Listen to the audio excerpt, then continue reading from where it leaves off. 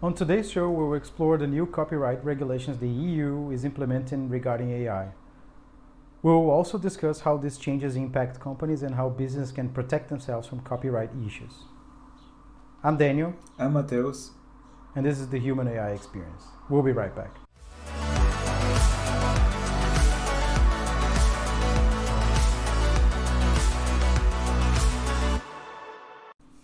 So Daniel, lately I was reading some articles and searching about how EU is dealing and trying to regulate AI.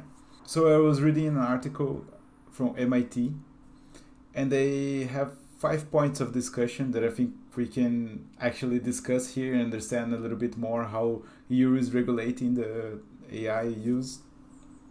So the first point is that they are trying to binding rules on transparency and ethics. So nowadays the companies, they can change the policies, every time that they want. So you haven't seen, for example, a lot of emails or even in the app, sometimes it pop it up like something saying we updated our politics, and then you need to read it everything to understand what they change. And sometimes it's not clear what they change and stuff like that. So they wanna make sure that these changes make sense and they are clearly, in which terms they are changing and why they are changing. So the companies need to notify people when interacting with chatbots or biometric categorization or emotion recognition systems. So I think they want to avoid a little bit the same that happens in China, for example, where they analyze everything that you do. So they will require a label that will make it clear when it's deepfake or AI generated content. I don't know how they're going to do that, because I believe it's going to be super hard to identify this. And maybe this kind of stamps, they might be possible to fake it, So Meta is actually trying to do that already. They are trying to add this label called made with AI, but they are already misunderstanding and placing that on actual images that were not generated by AI. So I don't know how their process, what they're doing, and how they are trying to identify that, but it's clearly not working.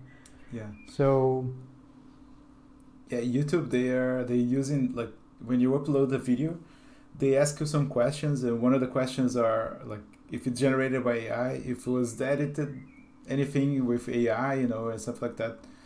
So probably they're trying to protect themselves. So when you declare, you are saying that that's real. I'm doing that and that and that, and the same as in other platforms. I saw, for example, Amazon. When you upload an ebook, it asks you if anything of that book is generated by AI, So you need to self-declare, for example, if you use images from Midjourney or from Stable Diffusion, you need to say it clearly that you are using AI to do it. So basically those companies are transferring their responsibility to the user, like they always do. So if you don't declare yourself, then you are the one to blame because you were lying. But that's basically what the EU regulation wants to avoid, right? Because they are responsible. This data is in their platform, in their servers, so they need to be responsible for that. So I guess that's the change. Yeah, I believe that's the change. And then I totally agree with you. They're responsible too, But of course, it's hard to understand. For example, YouTube, there's, I don't know if it's a month of time that it's uploaded every hour or something like that. If you take the amount of hours in the month, it's uploaded every hour on YouTube. So I do believe that it's quite hard to understand and to check all of this data. So it's a challenge for the companies, I believe.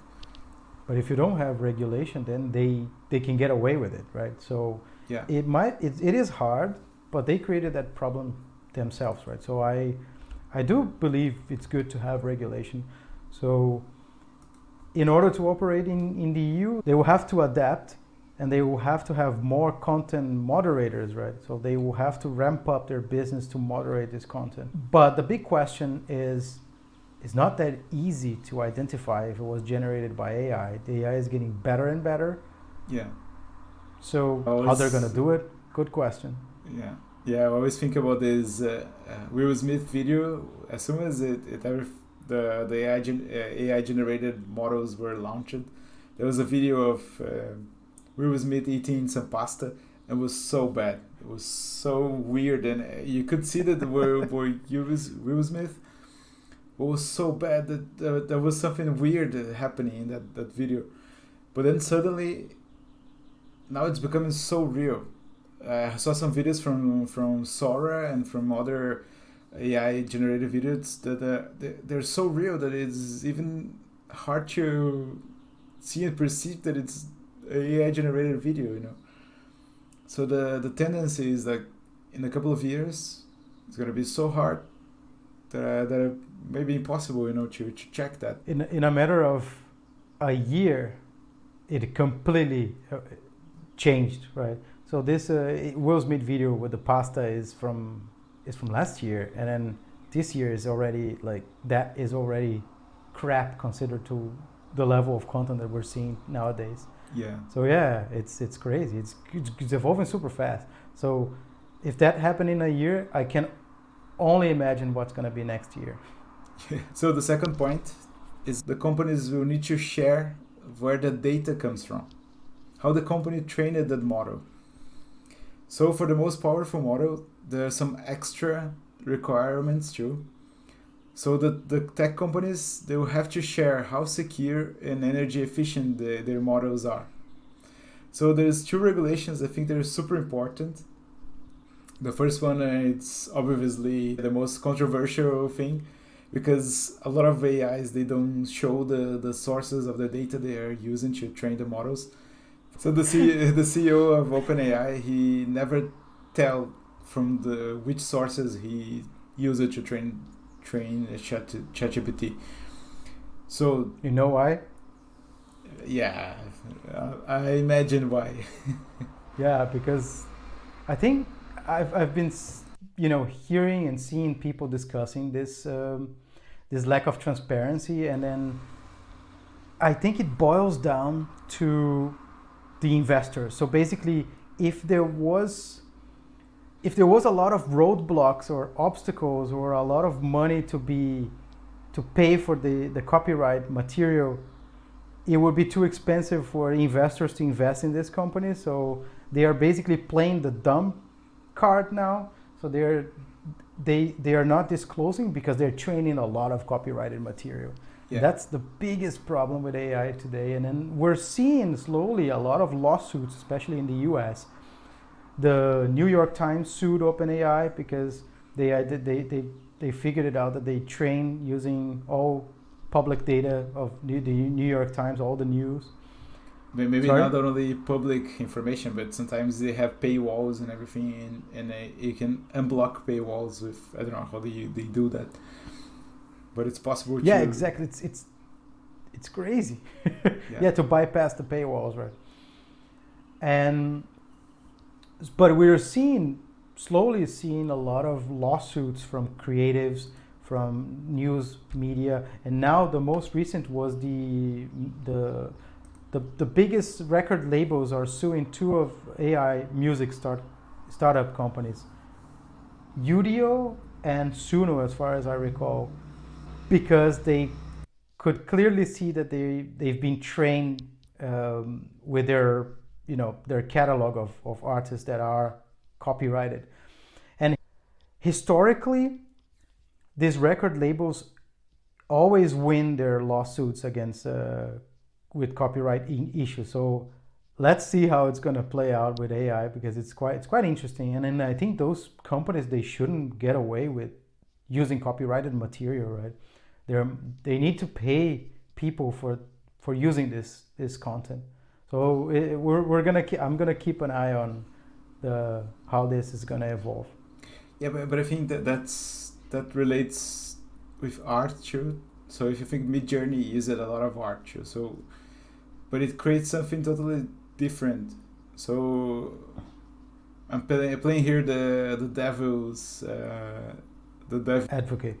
Yeah, and advocating for the devil, but let's say if you think about it, all the AI tools they are created with some database, you know, and they're creating something new, even though they're copying from the source and change it.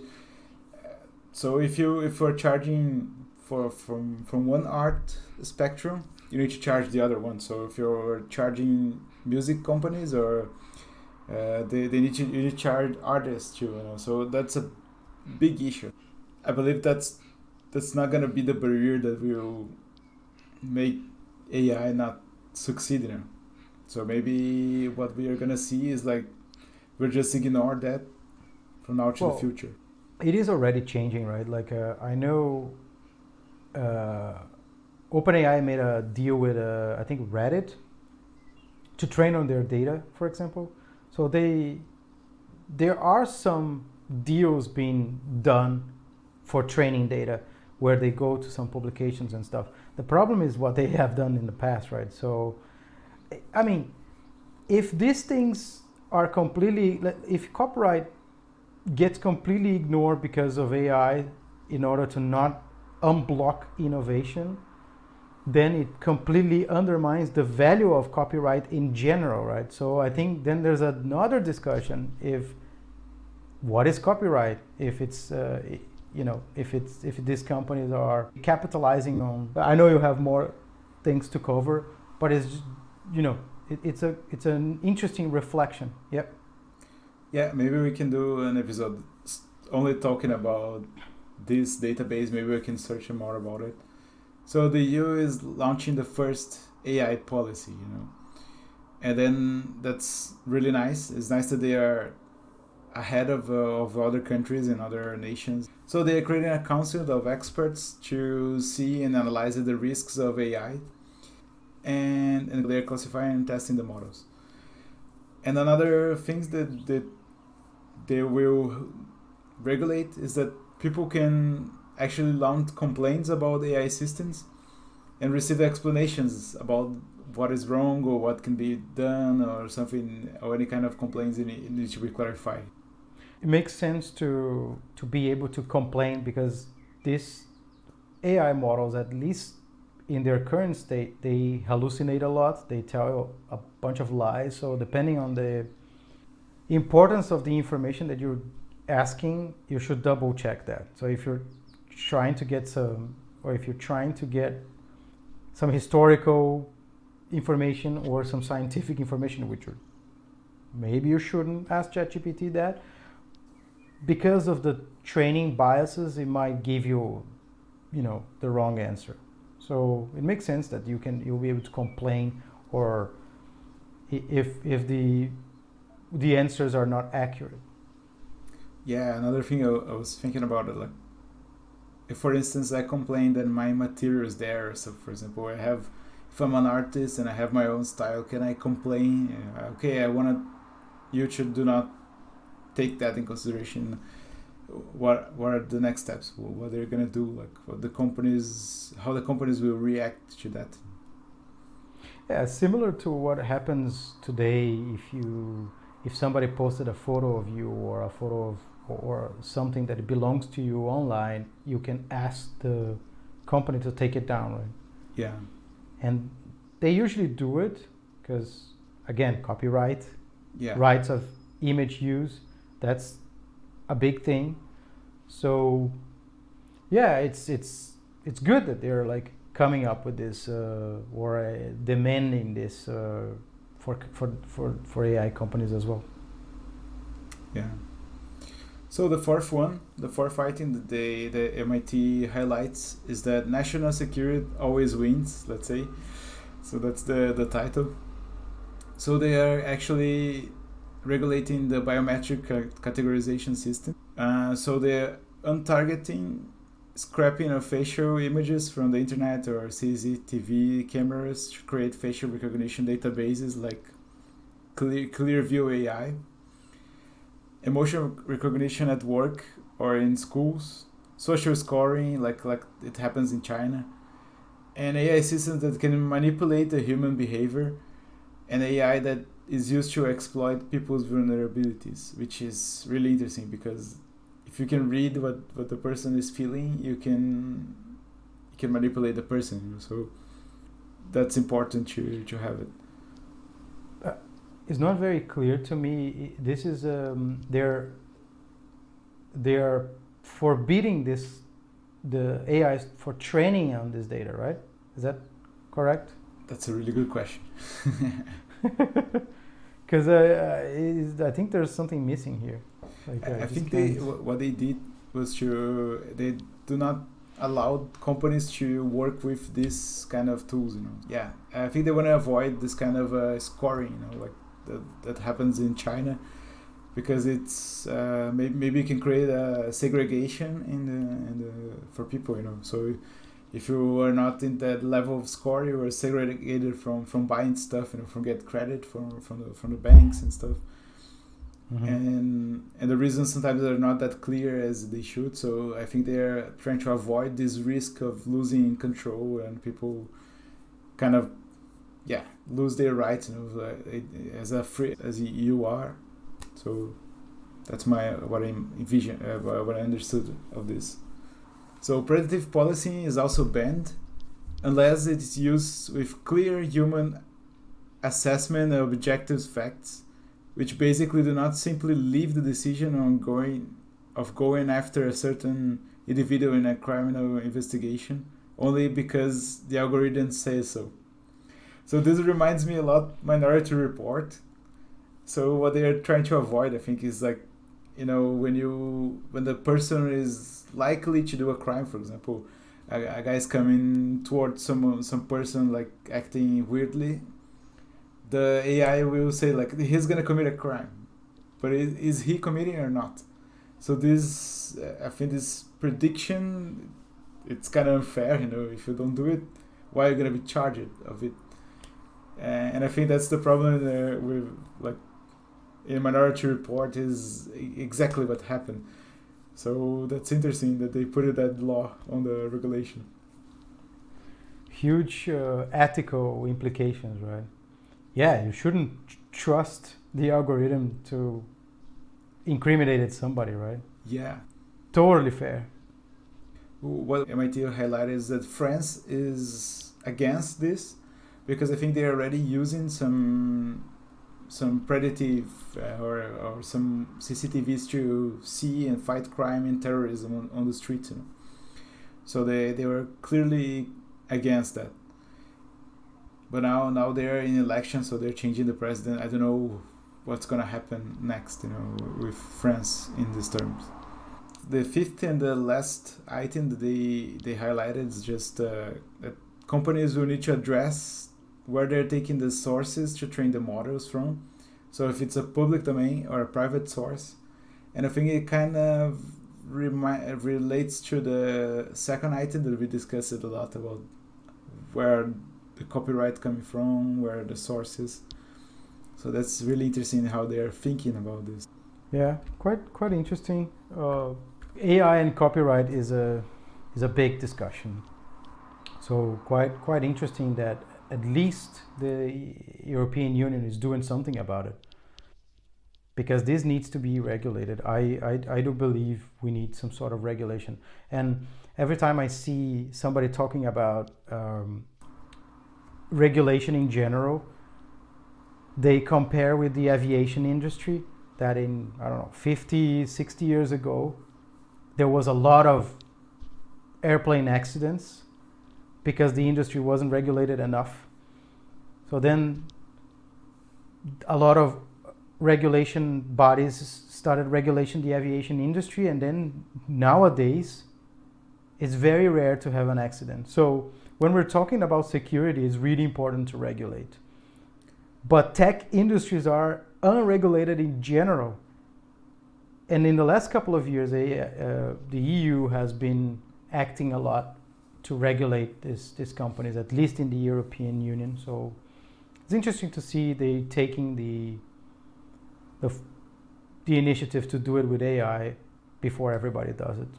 Yeah, but it's hard for you to regulate something that doesn't exist. You know, that's why tech industries sometimes they take the things to the limit. You know, because, for example, AI doesn't exist like a couple of years ago. Like talking about this kind of generative AIs, they didn't exist the way that we know, and they didn't.